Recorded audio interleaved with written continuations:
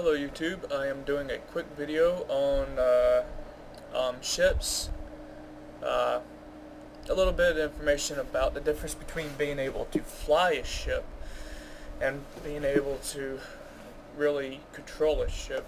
I forget all the terms for it. I don't usually do these tutorials. Alright, let's see.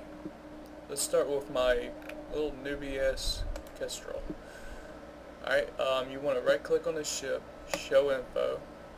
Now this is the prerequisites to fly the ship. This is nice and it's all fine to have to fly a ship, but you really don't want to go out on one of these ships looking for a fight without the recommended skills, which the recommended skills is over to the right of the prerequisites.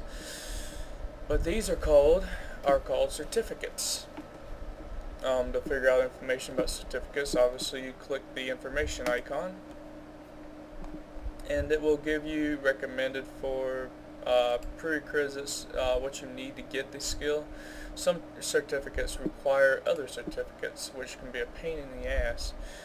But I'm going to go ahead and let's start with core integrity. And just click on it, the information icon. The circle means that you are training the skill, but it's not high enough. The X means you do not have the skill. EveMon will tell you if you do not have the skill or the book as well, so you don't buy multiple books on that account. And the check means that you have it, that you have the level and you have the skill. Now what you want to do to make this easy as you're going through these certificates is right click on the skill that you need, view market details, try to go with something cheap, double click it and make sure that it is the smaller numbers, not the fucking ridiculous large numbers. Alright, I found one in my station, so I don't have to chase it down. 55k is not so bad. Buy this. I'm going to take this moment to go ahead and express. Check what you're buying, because if you don't, at some point you will be ripped off. I'm going to go ahead and buy it now. I'm going to close this. Items. I did just buy this, right? Alright. Inject skill. And it's now in your character sheet. But that is not what I'm showing you. Another thing is when you're fitting a ship, now don't look at what I got and go buy it. But when you're fitting a ship, you want to make sure that you stay within your power grid and your CPU. And importantly, you want to make sure that you either have a cap stable ship or you want to have a ship that will last long enough. The other stats I won't get into, we'll just leave those alone. But ways that you can bring up the core stability is, I believe,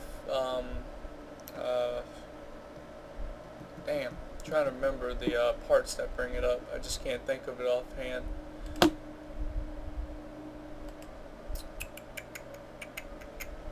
Ship equipment, engineering.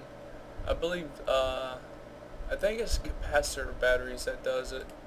Let's just take a quick look and see how they change my stats. Oops.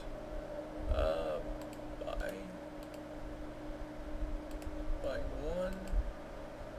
Just to be certain. Close all this crap. Oh, there we go. Alright, let's see. Now before I put my cursor over this item, if you look up here, you'll see stats change just by placing the cursor over the item.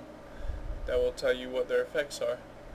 And as you can see, it brings up my capacitor right here. The GJ, I don't even know what that stands for. Brings it up, makes it more stable. I don't really need it.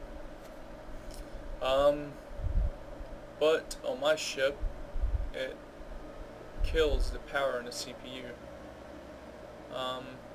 You can increase the CPU by buying a coprocessor unit.